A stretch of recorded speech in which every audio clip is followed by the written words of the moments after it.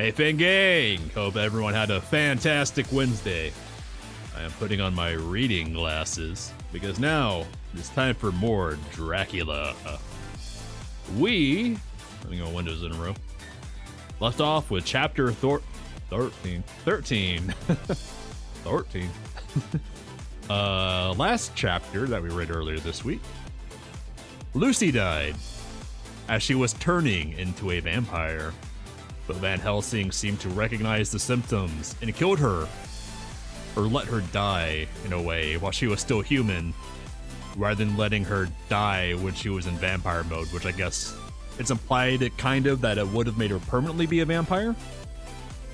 So, Dracula is beginning to spread the curse of the vampire to cheery old England.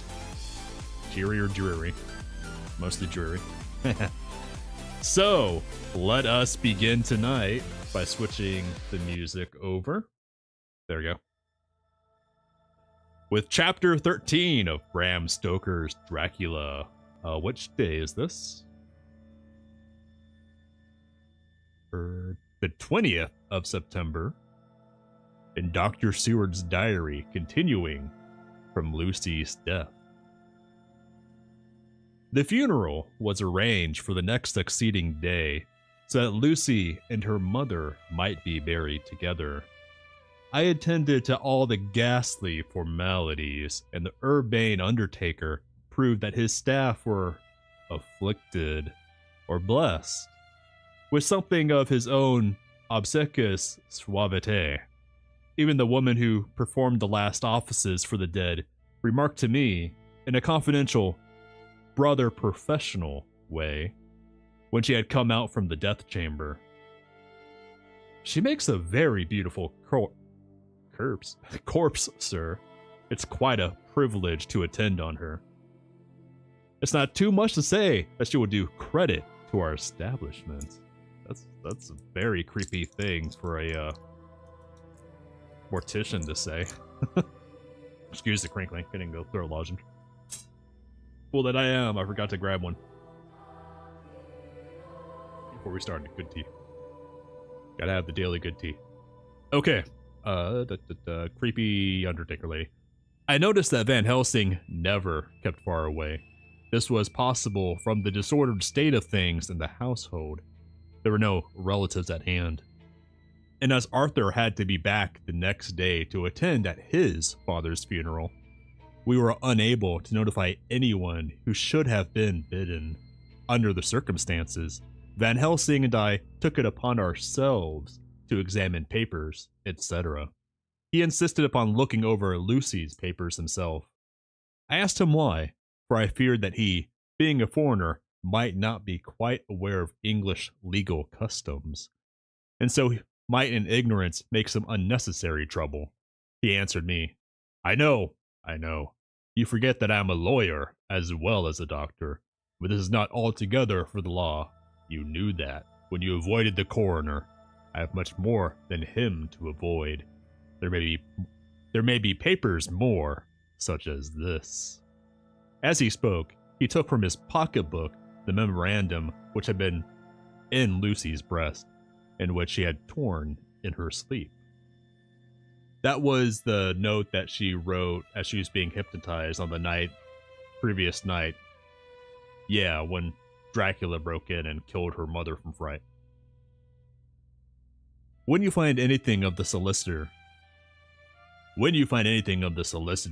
who is for the late Mrs. Westenra, seal all her papers and write him tonight. For me, I watch here in the room and in Miss Lucy's old room all night, and I myself search for what may be. It is not well that her very thoughts go into the hands of strangers. I went on with my part of the work, and in the other half hour had found the name and address of Mrs. Westenra's solicitor and had written to him. All the poor lady's papers were in order. Explicit directions regarding the place of burial were given. I had hardly sealed the letter when, to my surprise, Van Helsing walked into the room, saying, "Can I help you, friend John? I am free, and if I may, my service is to you." Have you got what you looked for? I asked, to which he replied, I did not look for any specific thing. I only hope to find, and find I have, all that there was.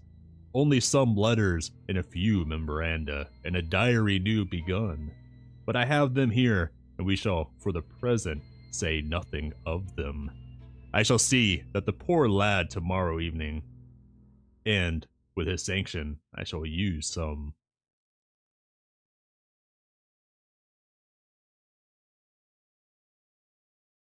When we had finished the work in hand, he said to me, And now, friend John, I think we may to bed. We want sleep, both you and I, and rest to recuperate.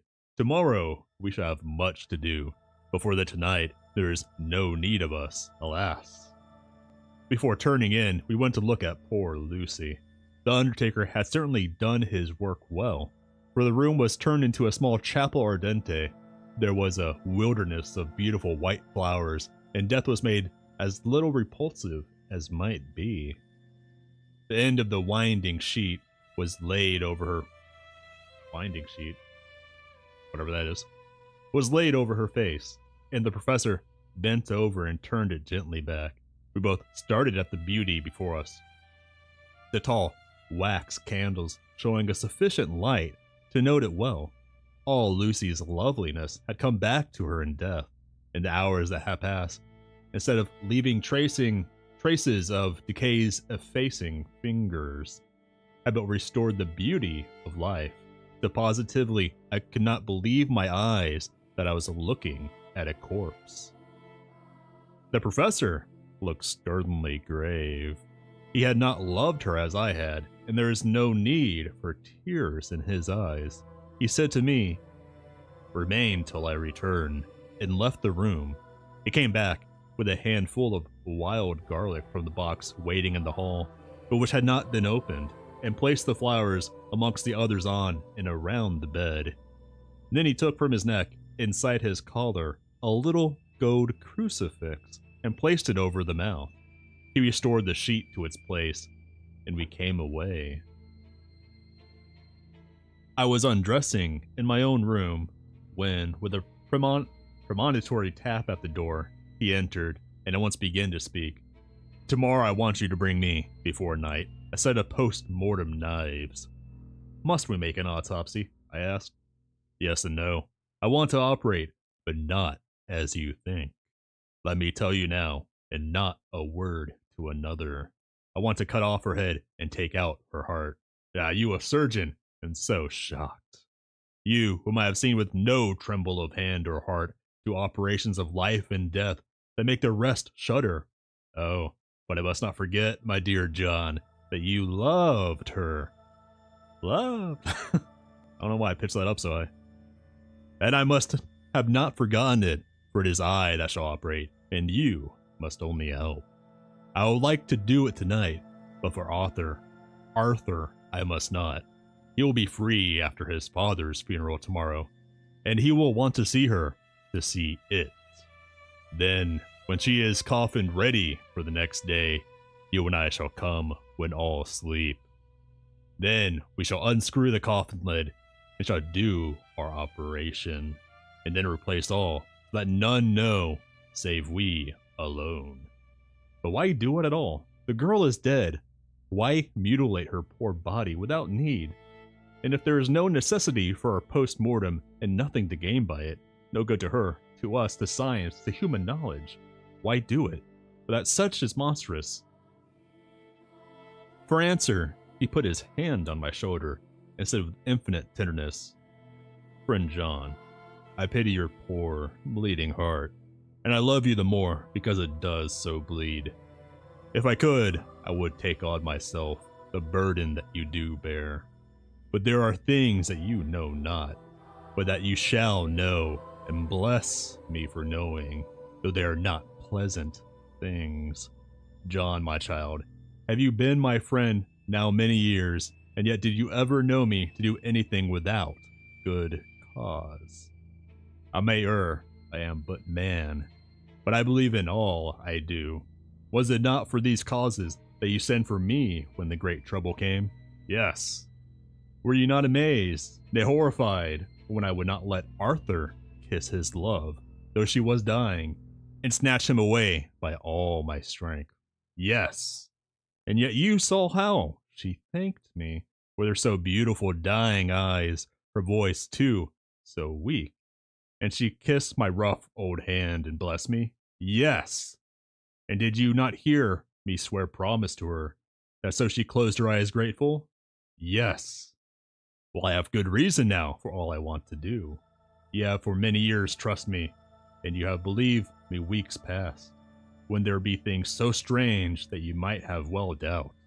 Believe me yet a little, friend John, and if you trust me not, then I must tell what I think, and that is not perhaps well. And if I work, as work I shall, no matter trust or no trust, without my friend trust in me, I work with heavy heart, and feel, oh, so lonely, when I want all help and courage that may be. He paused a moment and went on solemnly.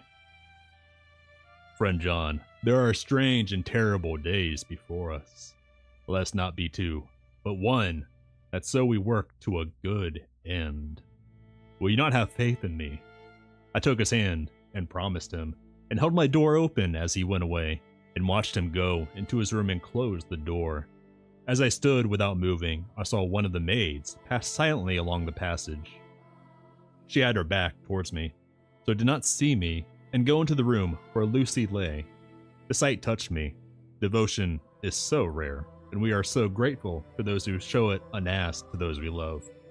Here was a poor girl, putting aside the terrors which she naturally had of death, to go watch alone by the bier of the mistress whom she loved, so that the poor clay might not be lonely till laid to eternal rest. The maid's Dracula. Dracula's in drag. He's in drag and he's visiting Lucy. I'm calling her right now. Because Dracula is a cute dork and he does these weird dorky things despite being a monster. So there's like a 90% chance, I think, that that maid is actually Dracula in disguise. Or at least hypnotized by Dracula. No shot, it's just a maid mourning. I must have slept long and soundly, for it was broad daylight when Van Helsing waked me by coming into my room. He came over to my bedside and said, "You need not trouble about the knives. We shall not do it." "Why not?" I asked, for his solemnity of the night before had greatly impressed me. "Because," he said sternly, "it is too late, or too early. See." Here he held up the little golden crucifix. "This was stolen in the night." "How stolen?" I asked in wonder, "since you have it now." "Because I get it back from the worthless wretch who stole it, from the woman who robbed the dead and the living. Her punishment will surely come, but not through me. She knew not altogether what she did, and thus unknowing, she only stole. Now we must wait." He went away on the word, leaving me with a new mystery to think of, a new puzzle to grapple with. The forenoon. Late morning? That's a weird antiquated way of saying before noon. Forenoon was a dreary time, but at noon the solicitor came, Mr. Marquand, of Holman, Sons, Marquand and Litterdale. He was very genial and very appreciative of what we had done, and took off our hands all cares as to details. During lunch, he told us that Mrs. Westenra had for some time expected sudden death from her heart, and had put her affairs in absolute order. He informed us that, with the exception of a certain entailed property of Lucy's father's which now, in default of direct issue, went back to a distant branch of the family, the whole estate, real and personal, was left absolutely to Arthur Holmwood. When he had told us so much, he went on. "Frankly, we did our best to prevent such a testamentary disposition. It pointed out certain contingencies that might leave her daughter either penniless or not so free as she should be to act regarding a matrimonial alliance.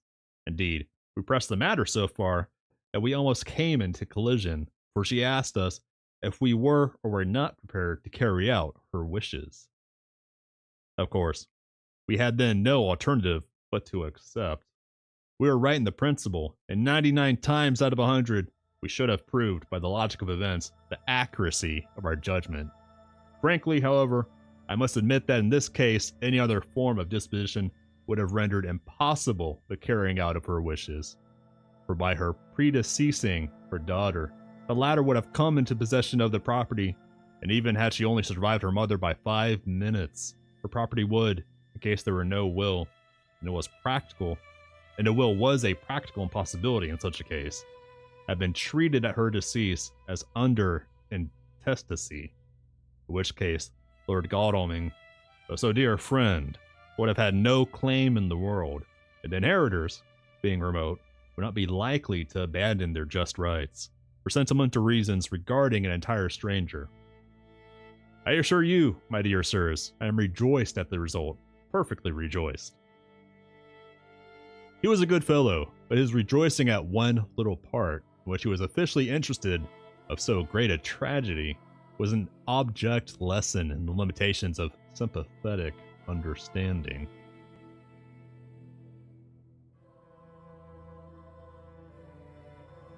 He did not remain long, but said he would look in later in the day and see Lord Godalming.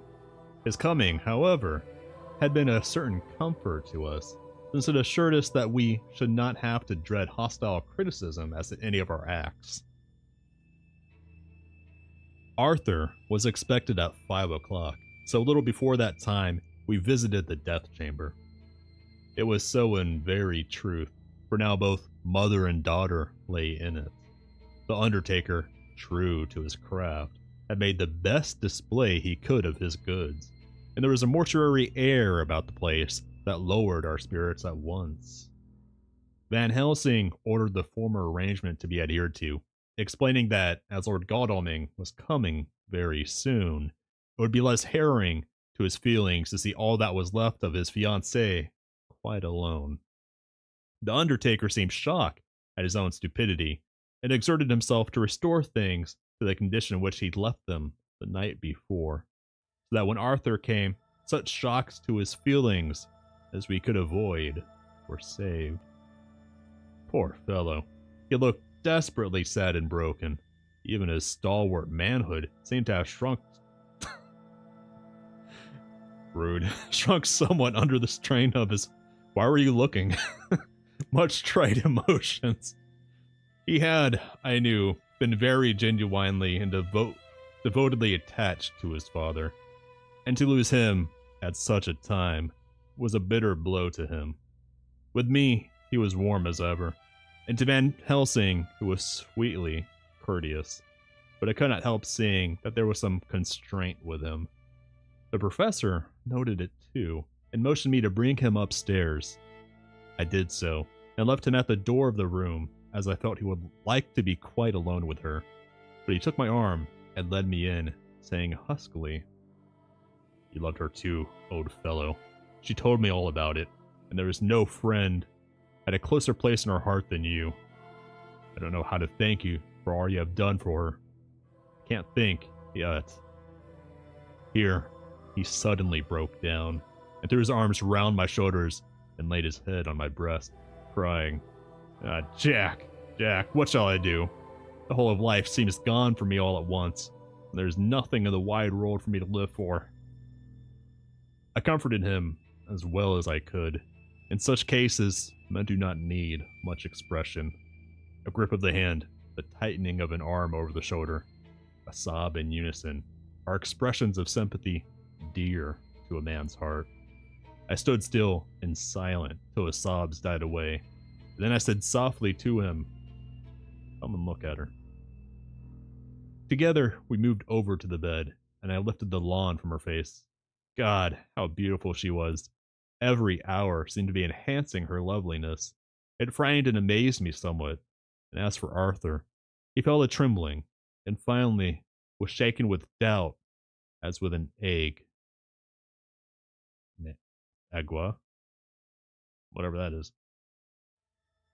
At last, after a long pause, he said to me in a faint whisper, "Jack, is she really dead?" I assured him that sadly, it was so, and went on to suggest, for I felt that such a horrible doubt should not have life for a moment longer than I could help, that it often happened that after death faces become softened and even resolved into their youthful beauty.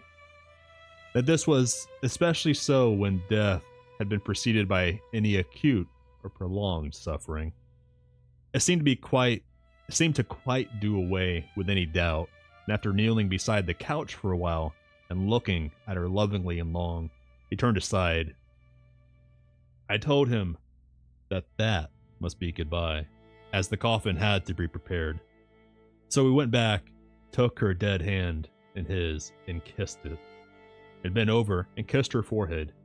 He came away, fondly looking back over his shoulder at her as he came. I left him in the drawing room and told Van Helsing that he had said goodbye, so the latter went to the kitchen to tell the undertaker's men to proceed with the preparations and to screw up the coffin. But when he came out of the room again, I told him of Arthur's question, and he replied, "I'm not surprised. Just now, I doubted for a moment myself." She's still turning into a vampire. Totally. We all dined together, and I could see that poor Art was trying to make the best of things. Van Helsing had been silent all dinner time, but when we had lit our cigars, he said,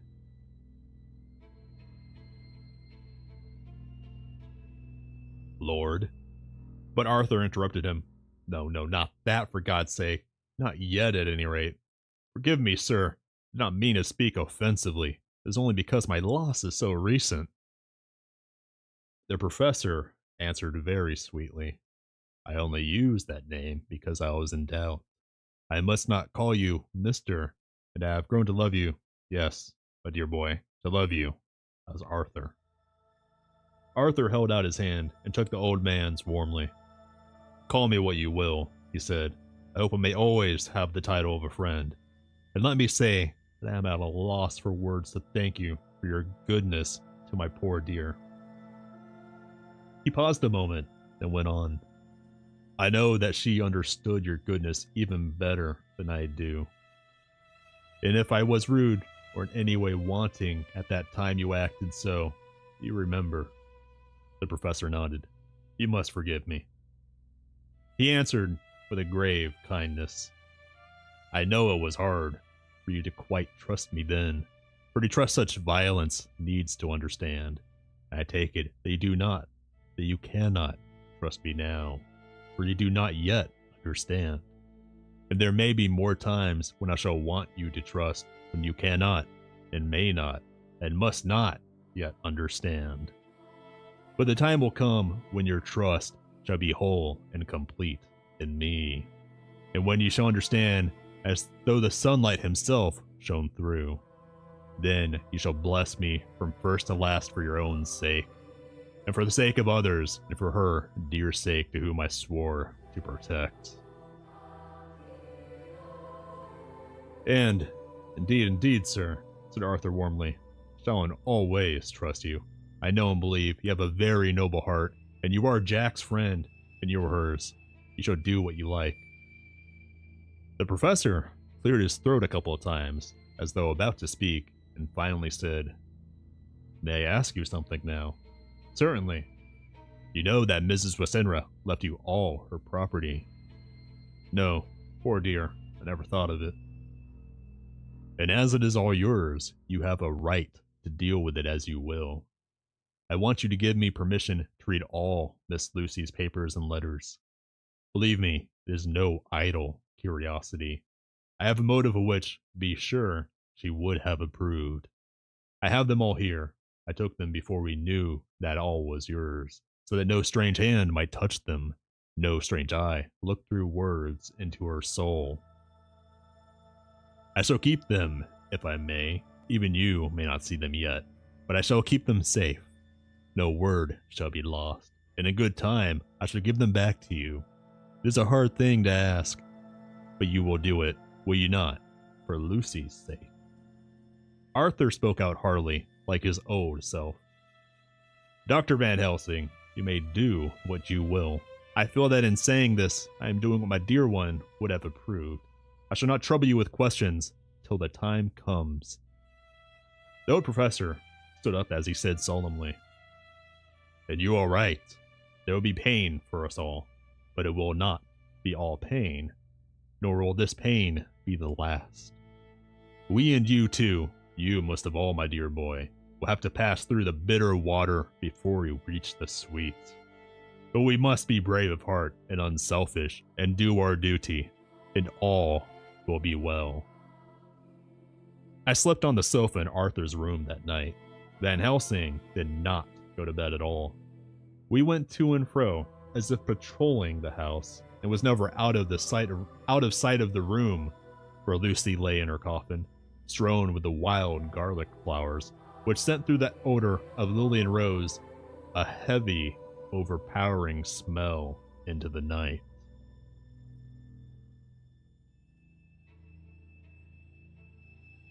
I am convinced now, I don't know, it's been so long since I read this story that I don't remember it, but I'm convinced now that Lucy is coming back to life, unlife as a vampire, and she's gonna kill Arthur. I'm convinced that's gonna happen. That's my shot in the dark. Mina Harker's journal on the 22nd of September. I think that's a day or two later. In the train to Exeter, Jonathan is sleeping. It seems only yesterday that the last entry was made, and yet how much between then and Whitby and all the world before me, Jonathan away and no news of him. And now, married to Jonathan a solicitor, a partner rich, master of his business, Mr. Hawkins dead and buried, and Jonathan with another attack that may harm him. Someday, he may ask me about it. Down it all goes. I am rusty in my shorthand. See what unexpected prosperity does for us. So it may be as well to freshen it up again with an exercise, anyhow. That was a weirdly worded paragraph. Run on paragraph 2. The service was very simple and very solemn. There were only ourselves and the servants there, one or two old friends of his from Exeter, his London agent, and a gentleman representing Sir John Paxton, the president of the Incorporated Law Society. Jonathan and I stood hand in hand, and we felt that our best and dearest friend was gone from us. That is, Jonathan's senior partner and boss, who originally sent him to Castle Dracula in his place. We came back to town quietly, taking a bus to Hyde Park Corner.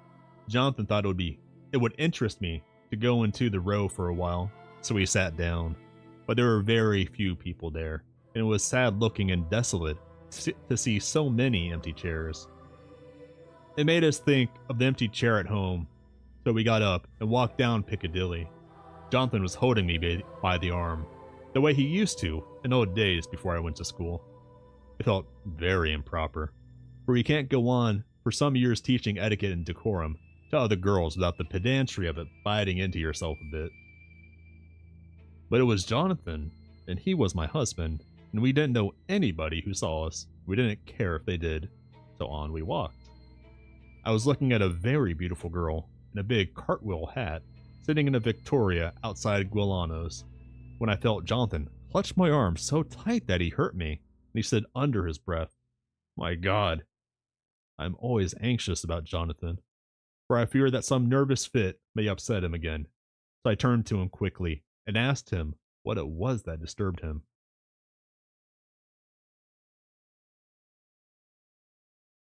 A little sippy. He was very pale, and his eyes seemed bulging out, as half in terror and half in amazement. He gazed at a tall, thin man with a beaky nose and black moustache and pointed beard, who was also observing the pretty girl. He was looking at her so hard that he did not see either of us, and so I had a good view of him.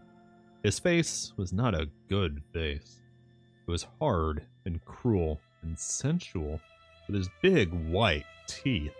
It looked all the whiter because his lips were so red, or pointed like an animal's. Jonathan kept staring at him till I was afraid he would notice. I feared he might take it ill. It looked so fierce and nasty. I asked Jonathan why he was disturbed, and he answered, evidently thinking that I knew as much about it as he did. Do you see who it is? No, dear, I said. I don't know him. Who is it? His answer seemed to shock and thrill me, for it was said as if he did not know that it was to me, Mina, to whom he was speaking. It is the man himself. The poor dear was evidently terrified at something, very greatly terrified. I do believe that if he had not had me to lean on and to support him, he would have sunk down. He kept staring. A man came out of the shop with a small parcel and gave it to the lady, who then drove off. The dark man kept his eyes fixed on her, and when the carriage moved up Piccadilly, he followed in the same direction and hailed a hansom. Jonathan kept looking after him and said, as if to himself, I believe it is the Count, but he has grown young. My God, if this be so. Oh my God, my God. If I only knew. If I only knew. He was distressing himself so much that I feared to keep his mind on the subject by asking him any questions. So I remained silent. I drew him away quietly, and he, holding my arm, came easily. We walked a little further, and then went in and sat for a while in the Green Park. It was a hot day for autumn, and there was a comfortable seat in a shady place. After a few minutes of staring at nothing, Jonathan's eyes closed, and he went quietly into a sleep, with his head on my shoulder. I thought it was the best thing for him, so it did not disturb him. In about 20 minutes, he woke up and said to me quite cheerfully, Why, Mina, I've been asleep. Oh, do forgive me for being so rude. Come and we'll have a cup of tea somewhere. He had evidently forgotten all about the dark stranger, as in his illness. He had forgotten all that his episode had reminded him of. I don't like this lapsing into forgetfulness. It may make or continue some injury to the brain. I must not ask him, for fear I shall do more harm than good. But I must somehow learn the facts of his journey abroad. The time has come, I fear, when I must open that parcel and know what is written.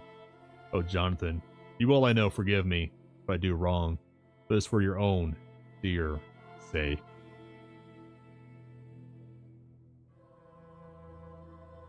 The parcel being referenced is John gave all his notes and everything that he wrote while prisoner of Dracula in Romania to his wife, Mina, for safekeeping, having forgotten everything about the episode from the trauma of it.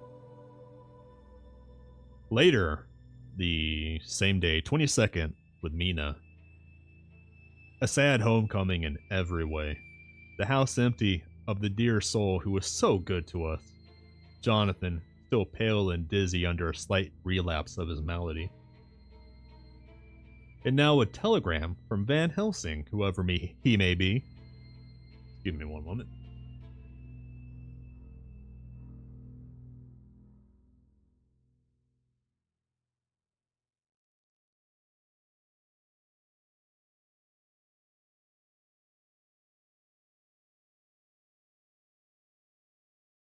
There we go.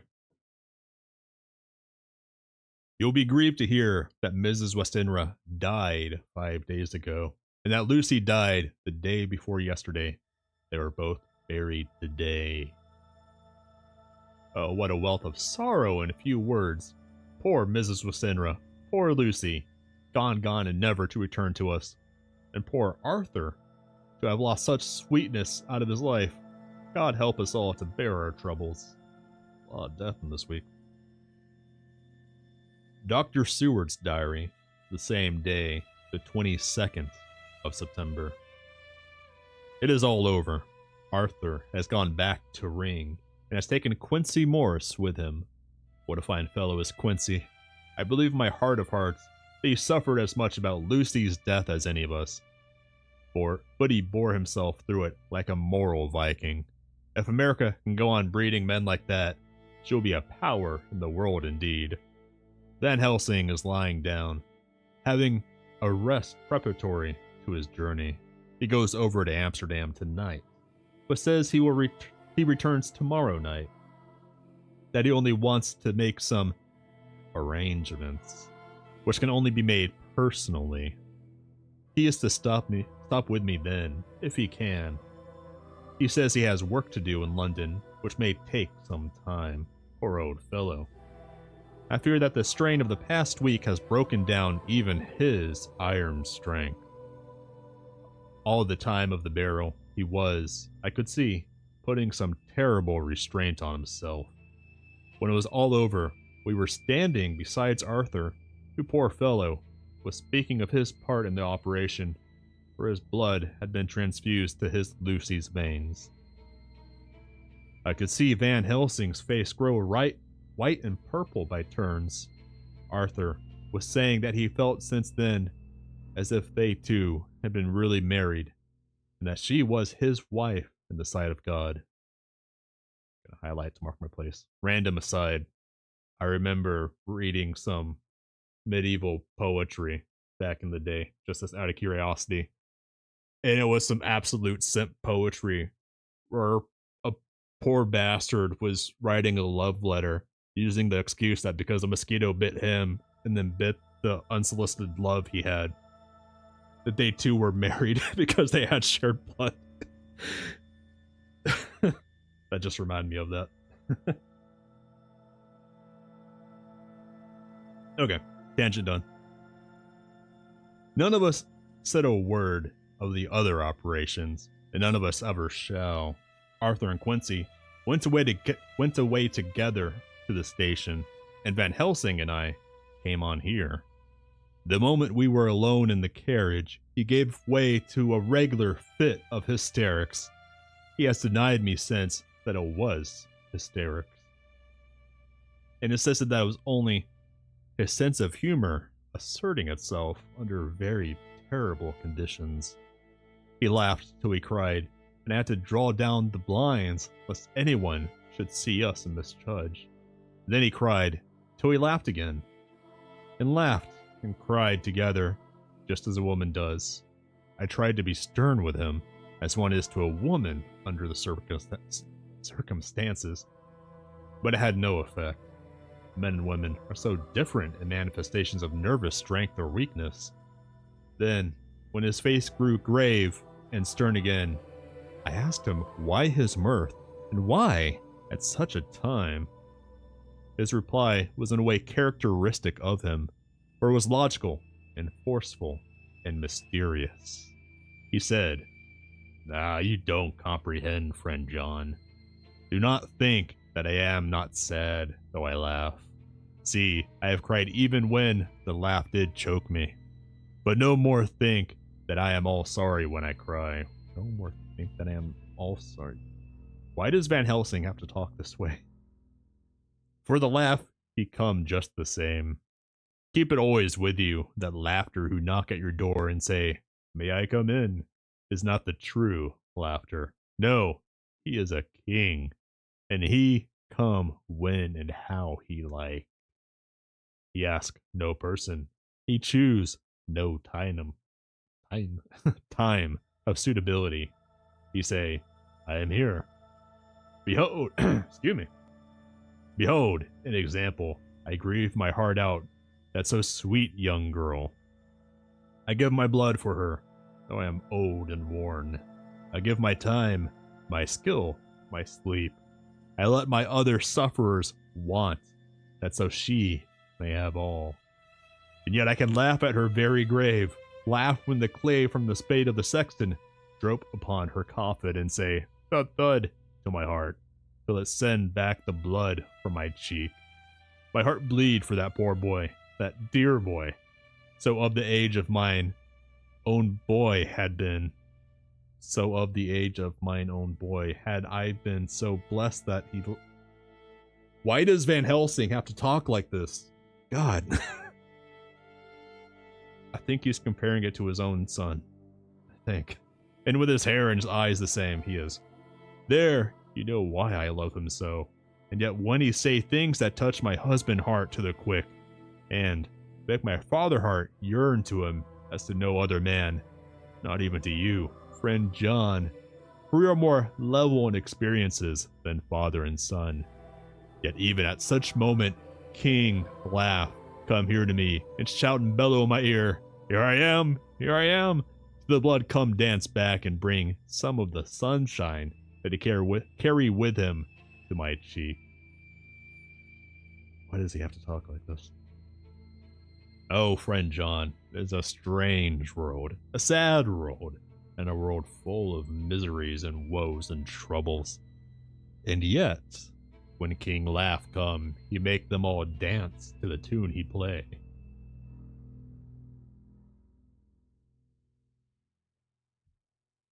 The threat's trying to die me. Bleeding hearts and dry bones of the churchyard, and tears that burn as they fall, all dance together to the music that he make with that smileless mouth of him. And believe me, friend John, that he is good to come and kind. We men and women are like ropes drawn tight with a strain that pulls us different ways. Then tears come, and, like the rain on the ropes, they brace us up until perhaps the strain become too great, and we break. But King Laugh, he come like the sunshine, and he's off the strain again, and we bear to go on with our labor, what it may be.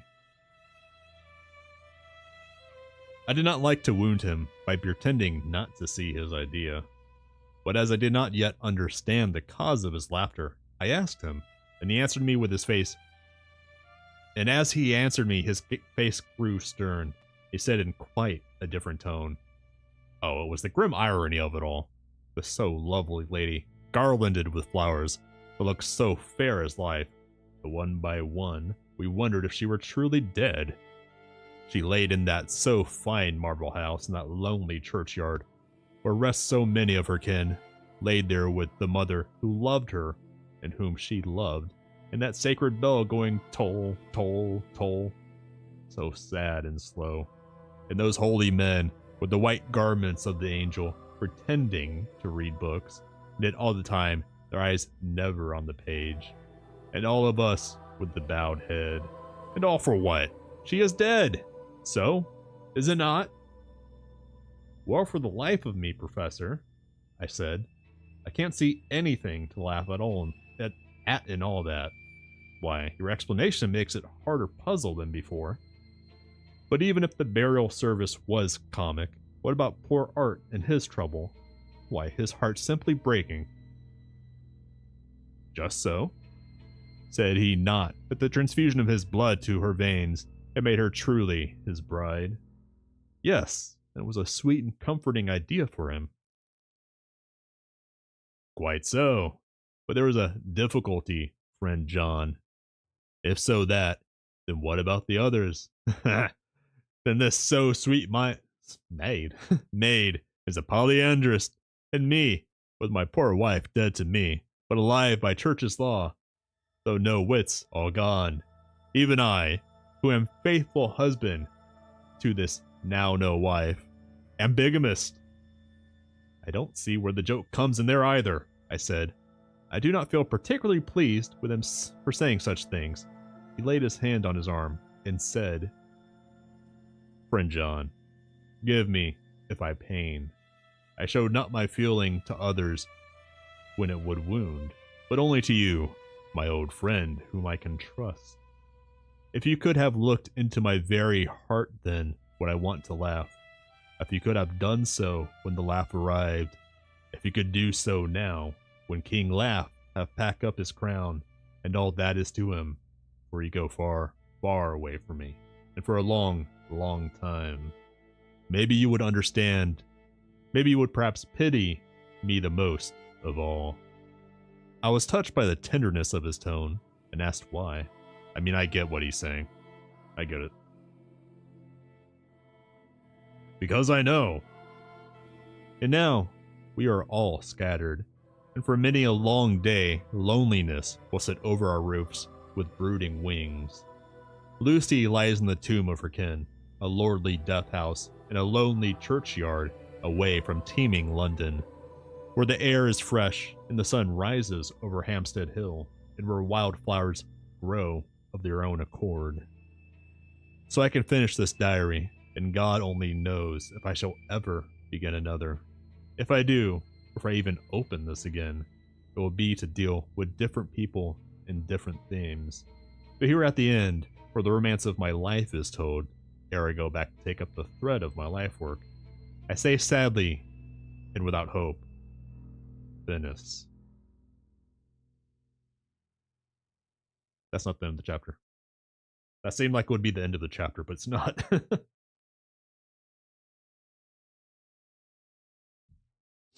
The Westminster Gazette on the 25th of September, titled, A Hampstead Mystery. The neighborhood of Hampstead is just at present exercised with a series of events which seem to run on lines parallel to those of what was known to the writers of headlines as the Kensington Horror, or the Stabbing Woman, or the Woman in Black. During the past 2 or 3 days, several cases have occurred of young children straying from home or neglecting to return from their playing on the heath.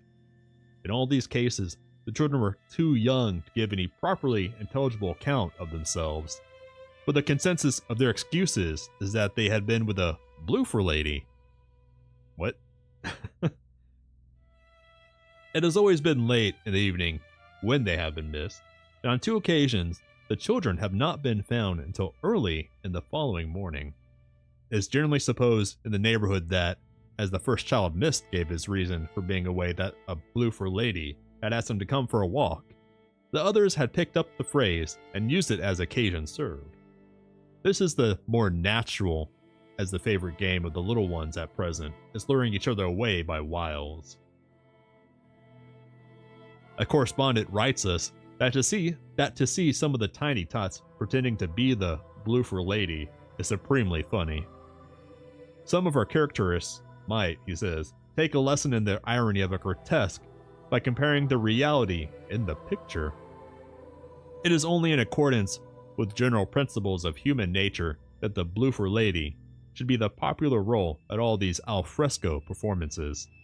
Our correspondent naively says that even Ellen Terry could not be so winningly attractive as some of these grubby-faced little children pretend, and even themselves to be. There is, however, possibly a serious side to the question, for some of the children, indeed all who have been missed at the night, have been slightly torn or wounded in the throat. The wounds seem such as might be made by a rat or small dog, and although of not much importance individually, would tend to show that whatever animal inflicts them has a system or method of its own. The police of the division have been instructed to keep a sharp lookout for straying children, especially when very young, in and around Hampstead Heath, and for any stray dog which may be about. It's Lucy. I called it.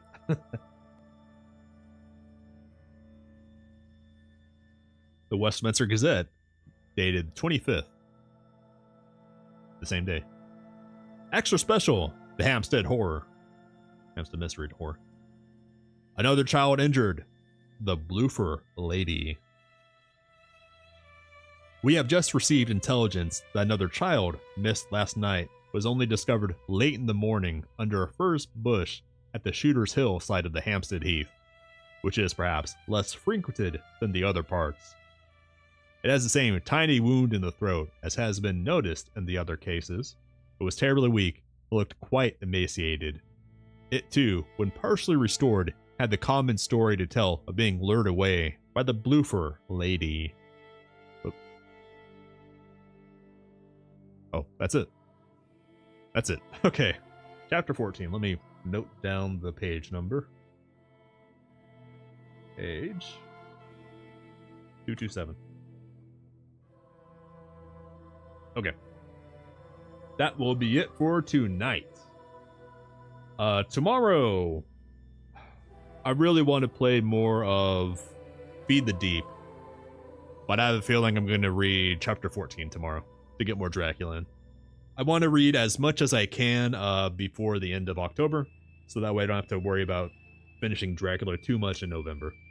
But we'll see. I may end up playing tomorrow anyways. But I hope everyone has a fantastic Thursday. I will see everyone at 1:30 a.m. tomorrow night.